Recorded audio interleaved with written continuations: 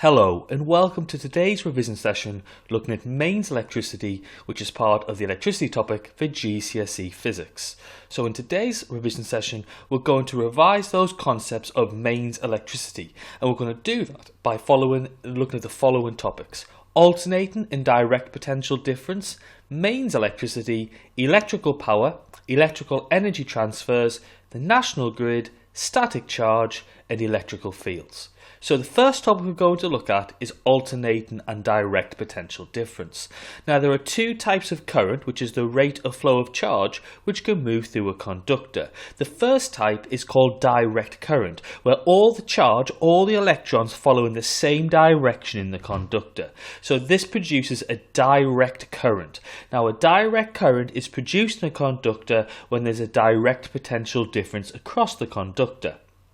Now, this can be provided by a battery or a cell in many situations. Now, the second type of current is called an alternating current. This is when the electrons oscillate or go backwards and forwards in the same formation in the conductor. So they all move backwards and forwards at the same pattern.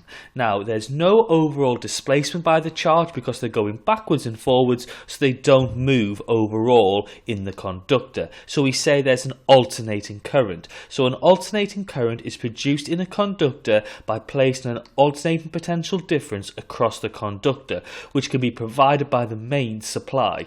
Now the positive and negative terminals of an alternating power supply swap over at a regular frequency. Now for the mains, this is 50 Hz. So the mains frequency is 50 Hz. Now measuring devices such as voltmeters and ammeters are typically used in circuits to measure current and potential difference.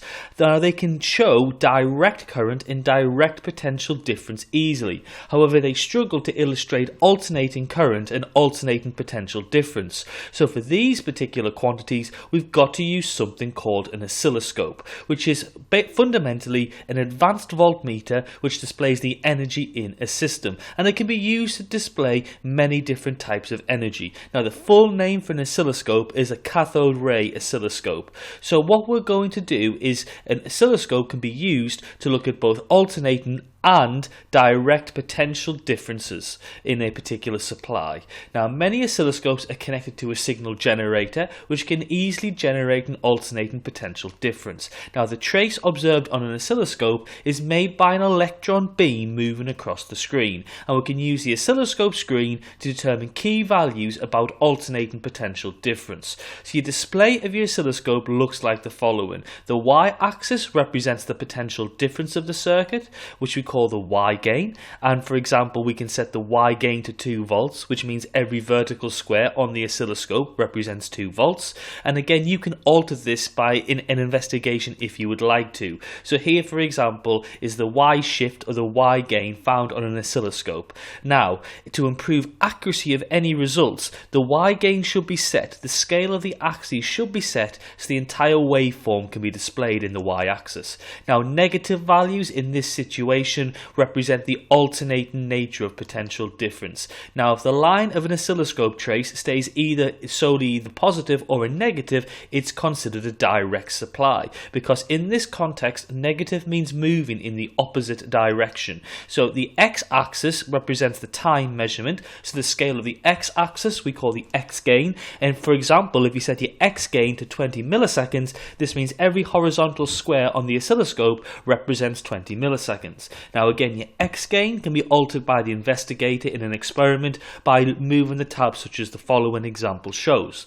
Now to improve the accuracy of the results, the x gain should be set so the entire wave can be displayed in the x-axis. Now an oscilloscope can sometimes have its time base turned off. This means the x-axis no longer represents time and the waveform is not considered a wave that changes with respect to time. So this means the wave will only be represented by the y-axis, the potential difference axis of the screen. Now if an oscilloscope has its time base set off, a dot will be produced if the potential difference was direct, as shown here, and if it was a line it will be alternating potential difference as shown here. Now, as we mentioned before, the potential difference goes on the y-axis, the time goes on the x-axis. So this image looks at how the potential difference and therefore the current varies in an electrical circuit. So here, for example, is an oscilloscope screen showing the potential difference trace here. Now, this is the oscilloscope or potential difference trace for alternating current from the mains. Now, again, alternating current from the mains is produced by an alternating potential difference. Now, the highest value is called the peak voltage, which for the mains in the UK is 230 volts. So the main supply, the peak potential difference is 230 volts. Now, the potential difference varies from a plus 230 volts to a minus 230 volts in a pattern called a sine wave. Now, the negative means the electrons are moving in the opposite direction. So plus 230 volts is movement in one direction, minus 230 volts is movement in the other direction. So you can see that on the diagram shown on the screen. Now, potential difference readings should be taken from the center point of the oscilloscope screen, which we call the equilibrium position, and therefore we have a displacement from the 0 point equilibrium. Now, frequency is the number of waves of an alternating potential difference produced in 1 second, or how many times the charge, the electrons, move backwards and forwards in 1 second. Now, frequency, which you'll learn in the waves topic, is 1 divided by time period, and the time period is the time taken for one complete wave to be observed on the oscilloscope, as shown on the screen here. Now, we measure frequency in hertz and we measure time period in seconds. Now, again, you are given this equation for your examination. You do not have to memorize it, you've just got to be able to use it. And like we mentioned before, the frequency of the mains alternating potential difference is 50 hertz. This means in the main supply, the alternating current has the electrons moving backwards and forwards 50 times every second. Now, this is an oscilloscope trace for direct current. The flat line indicates a direct nature because it's only in the positive. Now, the larger the supply, the higher the line, and vice versa. So a direct current is produced by a direct potential difference, and we can use the scale or the Y gain to determine the values of this electrical circuit. So if we know the Y gain is 2 volts and there are 2.5 squares before you reach a trace, it must be 2.5 times by 2, which is 5. So the potential difference of the direct supply here is 5 volts. So let's just summarize what we know. An alternating potential difference is shown as the following on an oscilloscope screen. And frequency of alternating potential difference in hertz is 1 over the time period in seconds. A direct potential difference is shown as the following on an oscilloscope screen. Now, placing a diode into a circuit can change an alternating current into a direct current. That's because the diode only allows charge to flow in one direction regardless of the potential difference acting on it. We say it rectifies the alternating current into a direct current. Now, the next topic we're going to look at is the mains electricity. Now, there are 3 different wires which are found in any cable in mains electricity. You've got the brown wire, which is the live wire, the blue wire, which is the neutral wire, and the green and yellow striped wire, which is the earth wire. Now, each wire carries out a different job. Now, by the way, these colours were selected because it doesn't confuse red-green colourblind people the way older systems used to, and it's a standard used across all EU and former EU countries. Now, in the UK, originally red was live, green was ground, and that was a potential disaster if you couldn't tell the difference due to colour blindness. Now, in Germany, red was ground or earth, and this did cause some fatalities when British musicians played gigs in a city called Hamburg, so it indicated a need for a standard colour system across different countries. Now, black and white wasn't an option because black was neutral in half of Europe, where it's live in the USA and Japan, so this would have caused confusion. So we came up with this particular colour system. And the earth wire is a green-yellow stripe because you can't confuse a stripe even if you can't make out the colours. So like we mentioned before, each cable consists of a wire and each wire is made out of copper. So a mains electrical cable contains 3 inner wires. Each wire has a core of copper. Copper is a good electrical conductor, it's malleable and it's ductile. The outer layers are flexible plastic because plastic is a good electrical insulator, and the inner wires are colour coded as blue as neutral, brown as live, and green and yellow stripes as earth. Now, The three different wires are colour coded, but what's the function of each one? Well, the live wire carries the potential difference from the power supply, the neutral wire completes the circuit so a current can flow, and the earth prevents the electrical device from becoming live. In this context, live means the potential to carry a current. Now the wires are placed into the plug in the following formation. Now next to the live wire you'll notice there's a fuse. Now a fuse is a device used as a safety measure to prevent overheating in your electrical device, because overheating could lead to the device catching fire, which could happen if a large current flows through the live wire. Now in addition, the pins on the other side of the plug form the prongs of the plug. Now remember, the plug's been reversed in this particular picture, so the pins are in the same position, we're just looking on the other side of it. Now the terminals and pins are made from brass. Now brass is used because it's a good electrical conductor, but it doesn't corrode easily. This means the terminals do not weaken over time. So let's just look at what's happening. So we've got the earth wire, which always stays at 0 volts and it prevents electrocution. It stops an appliance from becoming live. You've got the neutral wire, that stays at 0 volts and it completes the circuit. You've got the live wire, which alternates in the mains between plus 230 and minus 230, and it carries the alternating potential difference. And you've also got a fuse, which will melt if the current is too high in the live wire, which breaks the circuit and stops electrical fires. And finally, you've got a cable grip, which holds the cable in place so the wires don't move when you're moving a device around. Now the live wire is the wire which carries the potential difference, so this is the wire which can be dangerous. The neutral wire is at or close to the potential of the earth, 0 volts, and the earth wire is at 0 volts. It only carries a current, it only has a potential if there's a fault in the system.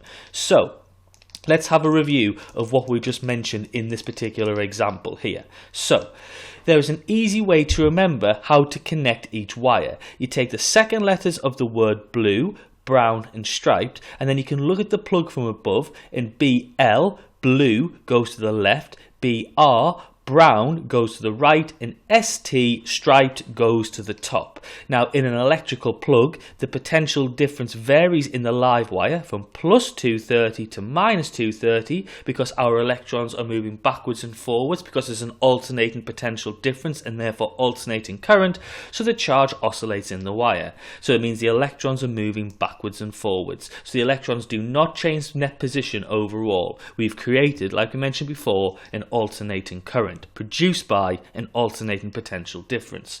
The neutral wire has its potential stay at 0 volts because it's only present to form a complete circuit, so this shows that there's no potential difference in the neutral wire. And the features of a plug are as follows. The case is made from a tough plastic or rubber because these are good insulators. The 3 pins are made from brass because it's a good conductor of electricity and doesn't oxidize, it doesn't corrode. Feature 3, there's a fuse between the live terminal and pin. Feature 4, the fuse will break if the circuit has too much current flowing through it. And feature 5, the cable is secured in the plug by a cable grip, which will grip the cable itself and not the individual wires. Now remember, inside the plug there are 3 wires. The live wire has a potential difference of plus or minus 230 volts. It carries the alternating potential difference from the supply. The neutral wire, which has a potential difference of 0 volts, it completes the circuit. And the earth wire, which also has a potential difference of 0 volts, it only carries the current if there's a fault. Now the earth wire is extremely important. Like we mentioned before, it prevents the plug from becoming live, which means to potentially carry a current. Because if there was no earth wire and the live wire touched the outer casing, electrons would travel onto the casing, it will become live. Because if you then touch the casing, the electrons would transfer from the casing to you, so you would get a shock. So why does this take place? Well, this takes place because the electrons wish to get to the Earth as quickly as possible, and all humans have a potential of 0 volts. So this leads to a potential difference between the 0 volt of the human and the 230 volts of the live wire, and if there's a potential difference, current will flow, so the electrons will move to where there's 0 volts. Now, charge wishes to get to the Earth as quickly as possible, and there's still a potential difference between a human and the live wire if the switch is open, which means you can still be electrocuted if you touch the live wire when the circuit is switched off. Now, if the casing is attached to the earth wire, this would then be attached to the Earth, which also has a potential of 0 volts. So this allows the electrons to travel through the earth wire and to the ground of the Earth, making the case again. This means the plug can't be live, so there's not a chance of electrical shock. And it also causes the fuse found in the plug to melt, as the current going through the device will be very high, breaking the circuit and stopping the device from working. So our electrons will travel to the ground because the Earth's at 0 volts, the live wire is at 230 volts, so there'll be that movement. But in this case, because the earth wire is taking the movement, there's no electrons on the plug casing to travel through the human. So now, because the electrons have found a different route to the Earth, they don't need to travel through the human to get to the Earth, so there will be no electrical shock. So a current flows in the earth wire only if there's a fault in the device, only if the live wire has malfunctioned, and it's there to stop a current flowing through a human. Now again, there's no potential difference between the human and the casing if the earth wire is taken the charge away, so because they're both at 0 volts, so no current would flow. Now a current will flow in the earth wire, as the earth wire's got a potential of 0 and the live wire's got a potential of 230, so that does lead to a potential difference, which does lead to a current to flow. Now this can actually cause the electronic device to overheat and catch fire, because it can lead to a large current to flow. Now again, overheating occurs as the current flows through, producing resistance, which dissipates the electrical energy to the thermal energy store of the surroundings. Now the next topic we're going to look at is electrical power. Now if we consider a component of a device that has a potential difference V across its terminals and a current I passing through it, we know that charge is equal to current times by time, and we know that the work done by electrons is charge times by potential difference from our previous unit. So we can sub in our equation for charge into this, and then what we can say is we know that power equals work done over time, and so we can take that equation for work done before, we can work it all through, and we get IV times by time divided by time, so the times cancel through, so we get a new equation for electrical power, P equals I times by V. So we can arrange that to be either I equals P over V or V equals P over I. So electrical power is how much electrical work is done through a circuit per second, and we can calculate it with the following equation. Power in watts is equal to potential difference in volts times by current in amps, and this equation can be used to calculate the power in any electrical device in a circuit. Now remember, if the device is connected to the mains, the potential difference will be 230 volts. Now any electrical device will dissipate power, which means we can calculate the work done every second. So in this case, the electrical energy store of the circuit is being turned into light waves and heat waves. Now the standard power equation, which you've learned in the energy topic, is power equals work done over time taken. But we've just derived another equation. Power equals potential difference times by current. And we can use a previous equation, R equals V over I, to derive two more possible equations to work out electrical power. Because if we sub them in as such like this, we can get two new equations to work out electrical power dissipated through a device. Power in watts is equal to current squared in amps times by resistance in ohms, or power in watts is equal to potential difference squared in volts over resistance in ohms. Now any of the previous equations, all four of them, can calculate electrical power. You've just got to select the correct equation based on the information given in the question. Now again, these equations should be memorized for your examination because they're equations to calculate electrical power. The next topic is electrical energy transfers. Now we've just said power is the rate at which work is done by a device. But we can also find the total amount of electrical energy transferred, or the work done, by multiplying the equation of power by the time the device operates for. So this means that the work done, the energy transferred by any electrical device, is the power of the object multiplied by the time the device is used for.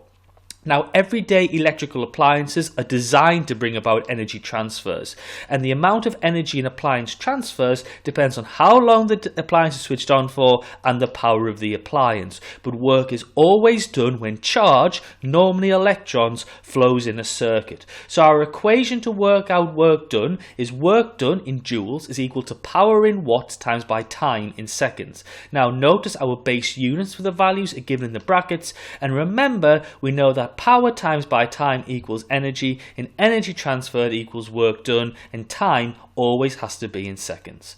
The next topic we're going to look at is the national grid. Now, the national grid is a network of transformers, devices that change potential difference, and cables linking power stations to consumers. So the first stage you've got is the power station. So after the generation of the power station, a step-up transformer increases the potential difference. So a transformer is a device that can change the alternating potential difference and the current of a source of electrical power. Then, after you've gone through your step up transformer, the electrical power will transfer through the transmission cables. It travels at a high potential difference as current will be lost through heat in the wires. So a high potential difference means a low current, so proportionally less energy is lost as it transfers through the cables. And then you go to the step down transformer, which decreases the potential difference, so it's safe to use in homes and buildings and factories and schools. So that's a very important overview of the national grid. So let's have a look at a picture of this. So the electrical power or energy is produced at the power station. It is then has its potential difference increased at the step-up transformer and its current decreased. It will then, the electrical power is transferred through the transmission cables. The potential difference is decreased and the current is increased at the step-down transformer, and then the electrical power or energy is used at houses and transferred into other stores. So here's another picture of the national grid, and at each particular point in the national grid you should be able to approximate the potential difference. Now, the national grid, remember, is a system of cables and transformers. So power stations and homes link into the national grid, but they're not part of the national grid. The only part of the national grid are the transformers and the transmission cables. Now, we use transformers in the national grid as it ensures that the electrical power is transferred efficiently around the country. If we didn't have transformers in the national grid, the high current needed to power devices will be quickly dissipated to the high resistance. Now, this can be explained by looking at what happens in the transmission cables in the national grid. Now, a current will go through the transmission cables, which will generate a resistance, and resistance causes energy to be lost to the surroundings. Now, the higher the current, the faster the charge is moving, so the more collisions they'll have with the metal ions of the transmission cables, leading to a higher resistance. So a high current leads to a high resistance. So lots of energy will be quickly dissipated to the surroundings, so there'll be a very little electrical energy at the output, which will be the useful energy output, so devices would not work. So for the national grid to be efficient, less energy needs to be lost to resistance in the transmission cables. Now, to do this, the current in the transmission cables needs to be very low, which is shown by the equation we've just looked at. Power equals current squared times by resistance. So this is the equation to work out the electrical power dissipated to the surroundings in the transmission cables. So the smaller the value of current, the lower the power loss you're going to get. The lower the power loss, the more efficient the energy transfer, which shows us we've got to put a low current through the transmission cables. So a lower current, lower power loss, more efficient energy transfer, which is very, very important. And another way you can do this, as well as having a low current, is also to lower R, the resistance. So you make a transmission cable out of a low resistance material. So producing a low current in the cables has a great effect at reducing the power loss in the transmission cables compared to the lower resistance, because current is the squared term in the equation. Now, let's just have a look at how the transformers work. Now, the power overall in the national grid is constant. So not to confuse you, it's not the same as the power dissipated, we're just talking about the electrical power generated. Now, another equation we're going to use for this one is power equals potential difference times by current. So if the power has to be constant, if you increase the potential difference, you've got to decrease the current. And so this means that little power will be dissipated in the wire, ensuring the electrical energy transfer is efficient. Now, if we decrease the potential difference, we would increase the current, current, which would make the power dissipated higher in the wires, but make the potential difference safe to use at a home. Now, the national grid was set up in the UK in 1926. It was originally decided to supply electricity at 240 volts, but it was lowered to 230 volts in 1994, which is our current mains potential difference. Now, the potential difference at a power station is about 25,000 volts and is then increased after it leaves a power station in the step-up transformer. So the step-up transformer, the potential difference is increased, the current is decreased. So that's why we say the potential difference has been stepped up. The step-up transformer raises it to about 132,000 volts, so the current is very low. It then goes through the transmission cables. The energy losses due to the heat and effective current is reduced to almost zero in the transmission cables, but we've got to lower the potential difference at the end of the transmission cables. So at this point we go to the step-down transformer. It steps down the potential difference from 132,000 volts to 230 volts, but it also increases the current. So we say the potential difference has been stepped down. It makes it safer to use at home. So there's just a recap of what we've just discussed. So just to clarify, the national grid reduces the energy loss or power loss in the transfer of electricity. So it increases the efficiency in the transfer of electricity. Without the national grid, we couldn't have a large useful power output at houses, at factories or at schools. Now, the different parts of the national grid are the step-up transformer, the transmission cable, the step-down transformer. The step-up transformer increases potential difference to increase efficiency. The transmission cables are made from a low resistance material to increase efficiency, and the step-down transformer decreases potential difference to ensure it's safe to use in homes. So it gives us the high useful power output in schools and factories and buildings and offices. The next topic we're going to look at is static charges. Now, charge can build up on certain insulating material. This occurs as electrons either accumulate on a material or leave a material. This produces a potential difference between the material and its surroundings. If the potential difference is large enough, the charge can move across the materials, producing a spark or a shock. So a natural potential difference produced by moving electrons around due to friction when objects rub together lead to this idea of statics. So there are 5 rules to understand. Rule 1, electrons repel each other because they want to get away from each other as quickly as possible because they have the same charge. Rule 2. When there's no induced or artificial potential difference, the electrons want to get to the Earth as quickly as possible. That's called earth in the charge because the Earth's at 0 volts. Rule 3. Only electrons will move, so adding an electron to an object creates a negative charge. Removing electrons from an object creates a positive charge. Protons do not move in electricity because they are too massive, they are too big. Electrons travel in conductors but do not move in insulators, so conductors can transfer potential difference quickly, but insulators can store a large amount of potential difference.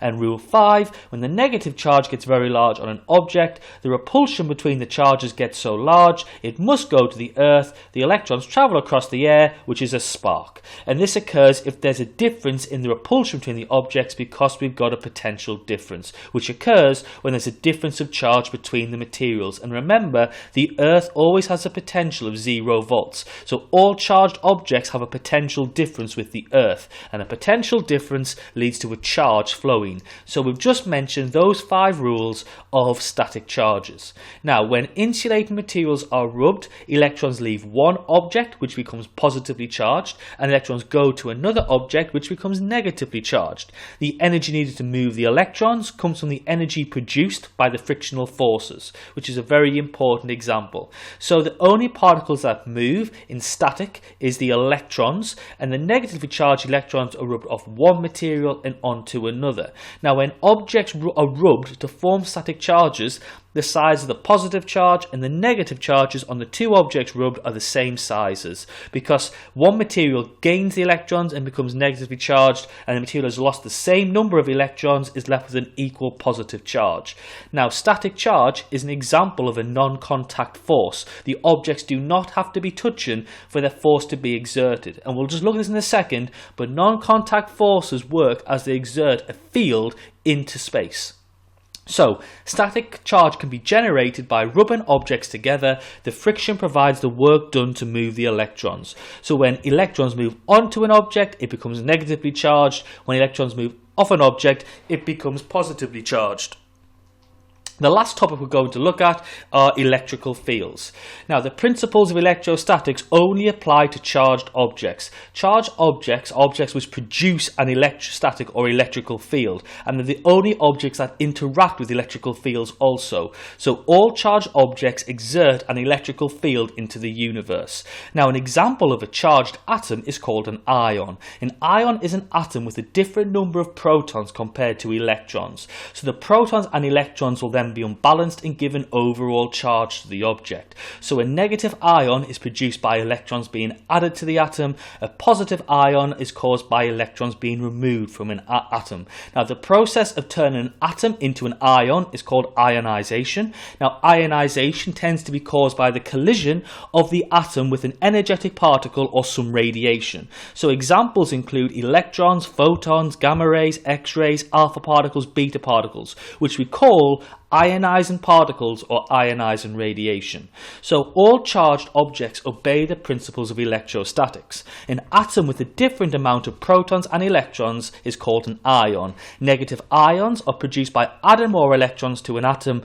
Positive ions are produced by removing electrons from an atom. The process of making ions is called ionization, which occurs when ionizing radiation will collide with that atom. Now, all forces between objects are either contact forces, forces produced when objects are physically touching, or non-contact forces, forces produced when objects can be physically separated.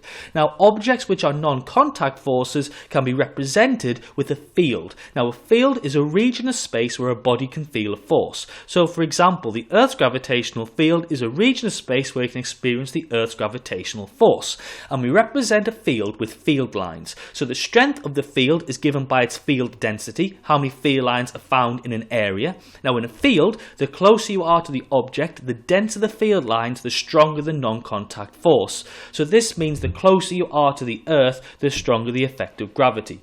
So let's just have a look at a charged object producing an electrical field. Now, these electrical field lines are drawn as straight lines from the object with arrows showing their direction. Any charged object inside the electrical field of a particle will feel this electrostatic force. The objects do not have to be touching. Now, because the electron is negatively charged, it produces an electrical field. Now, the direction of the field lines is very important.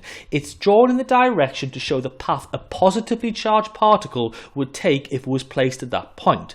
So in this example, a positively charged particle would move towards the negatively charged electron because opposite charges attract, so the field lines point inwards. So for negatively charged objects, the field lines point towards the object. But if it's a positively charged particle, like the proton, the field lines point away because the positively charged particle would repel another positively charged particle because the same charged particles repel each other. So that's an important idea. And like we mentioned before, how close the electrical field lines are together, the density of the field lines shows how strong the force is. So the denser the field line, the stronger the force exerted. So where the field lines are closer together, you have a stronger force. So in this example, object A will experience a greater electrostatic force than object B as is part of a field with a higher field strength because the field lines are closer together. But remember, objects will only experience the non-contact electrostatic force if they are charged, because only charged objects experience an electrostatic force in an electrical field. So consider the following situation. Only the electron experiences a non-contact electrostatic force when it's inside the electrical field because the electron is inside the electrical field of the proton. The neutron does not experience a non-contact electrostatic force as it's not charged. Now in this situation, both charged objects experience the same electrostatic force, in this case attraction, because all charged objects produce electrical fields, so that both charged objects are inside or interacting with the other's electrical field, so we observe this overlapping of electrical fields as the electrostatic force, and in this case it's going to be attraction because they're oppositely charged. Now the force gets stronger as the distance between the object decreases because the field lines are more overlapped. And we can finally also explain sparks with electrical fields. Sparks are caused when there's a high enough potential difference between the charged object and the earth. Large potential difference, and remember the Earth's got a potential of 0 volts, so the potential difference is determined by the charge of the charged object. The higher the charge of the charged object, the greater the potential difference. So the greater the charge of the object, the stronger its electrical field. So a strong electrical field produces a high potential difference with the Earth, and this strong electrical field causes electrons in the air to be removed. So it's caused our air particles to become ions. This is ionization. Now normally air is an insulator, but when the air has been ionized and turned into ions, it can conduct the charge. So this allows the charge to flow to where the potential is 0 volts, the Earth, which is what a spark is. So let's consider the following. All charged objects have an electrical field around them, which shows how they interact with other charged particles. The electrical field is a region where a charge experiences a force, shown in a diagram with field lines, with the direction of the arrow showing the direction a positively charged object would move. The closer the arrows are together, the stronger the field is, the greater the force experienced. With a radial field around a positive charge, other positive charges repelled away, so the arrows are pointed away from the central positive charge. So field lines point away from positive charges and towards negative charges. The closer the field lines, the stronger the force exerted by the charged object. If the field is strong enough, charges can be forced through insulators such as air, and a spark will occur. This can happen in a lightning strike and can also happen if a charged person touches a conductor. So let's summarise what we've covered in this revision session. The mains electricity is an AC supply. In the UK it has a frequency of 50 Hz and it's about 230 volts. Most electrical appliances connected to the mains use a 3-core cable, with a live wire as a brown, the neutral wire is a blue, and the earth wires are green and yellow striped. The live wire carries the alternating PD from the supply, the neutral wire completes the circuit, the earth wire is a safety wire to stop the device from becoming live. The potential difference between the live wire and the earth is 230 volts. The neutral wire sits at 0 volts and the earth wire is 0 volts. It only carries a current if there's a fault. You should remember the equations power equals potential difference times by current, and power equals current squared times by resistance. You should know that everyday electrical appliances are designed to bring about energy transfers, the amount of which depends on how long the device is turned on for and its power. And you should be able to discuss the different types of energy store transfers, understanding work is done when charge flows in a circuit. Now, energy transferred is equal to power times by time, or charge flow times by potential difference. And you should be able to relate the power of a circuit to the potential difference in current through it, or the energy transferred over a given time. The national grid is a system of cables and transformers linking power stations to consumers, and the electrical power is transferred from power stations to consumers using the national grid. Step-up transformers increase the potential difference from the power station to the transmission cables. The step-down transformers decrease the potential difference to a much lower value for domestic use. Certain insulating materials become charged when rubbed together. Electrons are transferred when objects become charged. Insulating materials become positively charged when they lose electrons. Insulating materials become negatively charged when they gain electrons. Like charges repel, opposite charges attract, and a charged object creates an electrical field around itself. The electrical field is strongest close to the charged object. The further away from the charged object, the weaker the field. A second charged object placed in the field experiences a force. The force gets stronger as the distance between the object decreases. So I hope you've enjoyed looking at these concepts of mains electricity, and have a lovely day.